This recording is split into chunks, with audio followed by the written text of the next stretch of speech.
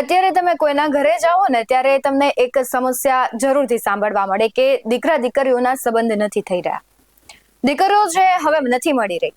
અને આ સમસ્યા કોઈ એક સમાજ કે વિસ્તારની નથી. દરેક સમાજમાં લગ્નની ઉંમરે છોકરાઓ વાંઢા ફરે છે અને ખાસ કરીને નાના શહેરોમાં અને ગામડાઓમાં પરણવા માટે દીકરીઓ તૈયાર નથી થઈ રહી.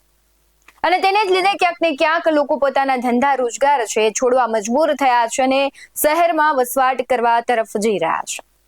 આજની દીકરીઓની ડિમાન્ડ વધી ગઈ છે. જમીન જોઈએ છે પણ ખેતી નથી કરવી, નોકરી કરતો છોકરો જોઈએ છે, પરિવારથી દૂર શહેરમાં પતિ પત્નીને એકલું રહેવું છે અને વધુમાં કે નાના સેન્ટરોમાં તો રહેવું જ નથી.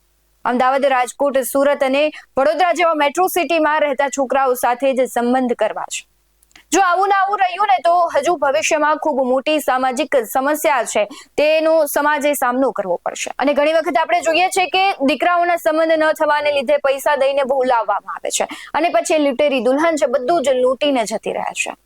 આવી અનેક સમસ્યાઓ હાલ સમાજમાં ઉભી થઈ છે. દરેક સમાજ, દરેક જ્ઞાતિયાનાથી પીડાઈ રહ્યા છે. આજે નહીં જાગે તો આવનારો સમય કઠિન રહેશે. કોઈ એક શહેર કે સમાજ પૂરતું નથી. આ દરેક સમાજ અને સામાન્ય લોકોએ હવે મનોસ્થિતિ બદલવાની જરૂર છે, વિચારધારામાં બદલાવ લાવવાની જરૂર છે, દીકરીઓએ સમજવાની જરૂર છે.